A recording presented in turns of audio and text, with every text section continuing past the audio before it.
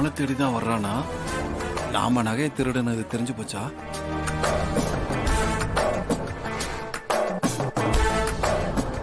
நேத்து நைட்டு நீ தானே என் பாட்டி வீட்டுல இருந்த கோயில் நகை திருடுன? என்ன சார், நீங்க பாட்டுக்கு வந்து கோயில் நகை திருடுனேன்னு என் மேல பழி போடுறீங்க?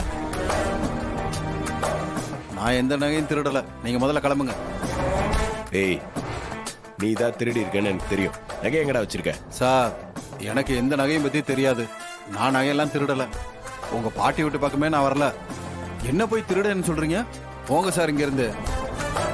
ஏய் குறுந்தாடி, என்ன செய்யறதெல்லாம் செஞ்சுட்டு உத்தம வேஷம் போடுறியா நீ? தூக்கி போட்டு முயற்சாதான் உண்மையை ஒத்துப்பியா நீ? சார், நான் தான் எடுக்கவே இல்லைன்னு சொல்றேன்ல. திரும்ப திரும்ப நகையை கேட்டு என்னை அசிங்கப்படுத்துறீங்க. அதுக்கு எனக்கு எந்த சம்பந்தமும் இல்ல சார். என்னது, எந்த சம்பந்தமும் இல்லையா? ராஜா, என்ன ராஜா இது? யாரு இது? பெரிய புலி. இவர் புலி நகர் இல்லாம எங்கேயும் போக மாட்டாரு. அதை விட்டுட்டு வேற வந்திருக்க நீ. என்ன இப்ப புரியுதா? உண்மையை ஒத்துக்க போறியா இல்ல போலீஸ் ஸ்டேஷன் கூட்டிட்டு போய் விசாரிக்க சொல்லவா? சார், அப்படியெல்லாம் ஒன்றும் செஞ்சிடாதீங்க சார். நான் உண்மையை சொல்லிடுறேன் சார். சொல்லு. சார், இதை நானா செய்யல சார். அந்த விருமண இன்ஸ்பெக்டர் சொல்லிதான் சார் இந்த காரியத்தை நான் செஞ்சேன். பணத்துக்கு ஆசைப்பட்டு இதை செஞ்சுட்டேன். என்ன மன்னிச்சிருங்க சார். இது ஊர் மக்கள் முன்னாடி வந்து சொல்லுவியா? சொல்றேன் சார்.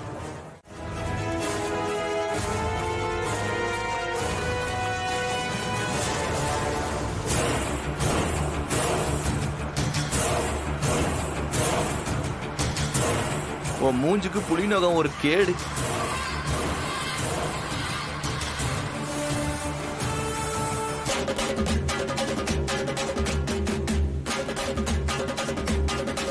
அம்மா, அம்மா.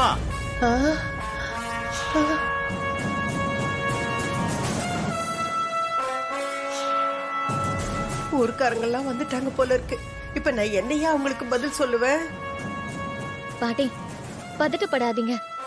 முதல்ல வெளியே போய் பார்க்கலாம் வாங்க. வாயா.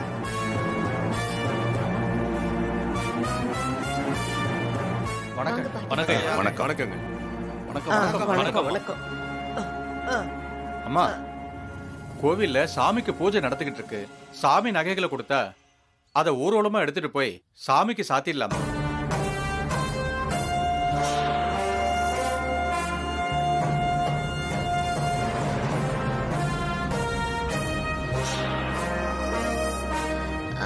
சரிங்க, கொஞ்ச நேரம் வெயிட் பண்ணுங்க. நகைங்களை வீட்டுல வச்சு பூஜை பண்ணிட்டு இருக்கோம். பூஜை முடிஞ்சதும் நகைங்களை கொண்டு வந்துடுறோம்.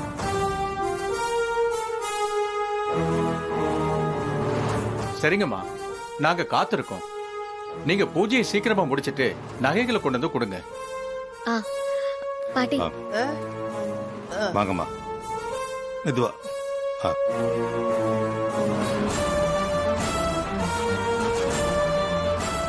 ஏமா ரேவதி, வீட்டுல நகையை வச்சு பூஜை பண்றோம்னு ஏமா போய் சொன்ன?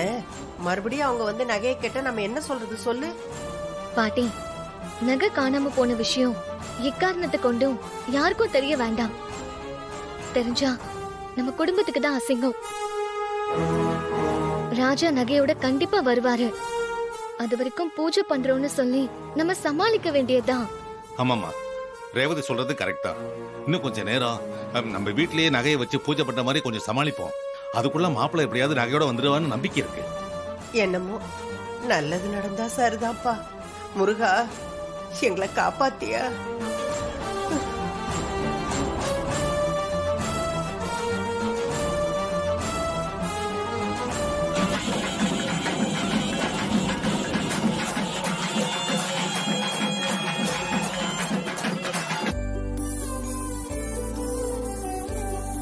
சார், ஒரு சின்ன வேண்டுகோள்.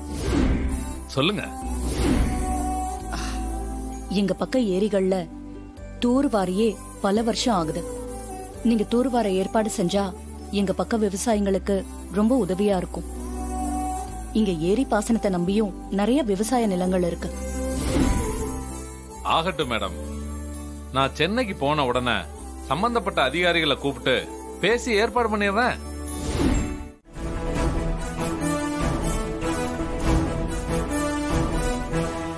இத பாருங்கப்பா, நகைங்களை எடுத்திருந்தா கொடுத்துருங்க. ரொம்ப வருஷம் கழிச்சு கும்பாபிஷேகம் நடக்க போகுது. நகை திருட்டால அது நின்னுட கூடாது. ஏற்கனவே சாமி குத்தத்தால ஊர் நிலவரம் சரியில்லை. இப்ப கும்பாபிஷேகம் நடக்கலன்னா ஊரோட நிலைமை இன்னும் மோசமாயிடும். ஆமாப்பா, அந்த நகையை எடுத்திருந்தா கொடுத்துருங்கப்பா, இல்லைன்னா பெரும் பிரச்சனை ஆயிடும். ஏங்க, நாங்க எடுக்கவே இல்லைன்னு சொல்றோம், நீங்க என்ன எடுத்திருந்தா கொடுங்கன்னு சொல்றீங்க? வேணும்னா எங்க வீட்டுக்கு வந்து தாராளமா செக் பண்ணிக்கோங்க, எங்களுக்கு எந்த ஆட்சேபனையும் இல்ல. ஆமா ஆமா, நீங்க வந்து தேடிங்க, அப்பயாச்சும் உங்க சந்தேகம் போகும்ல.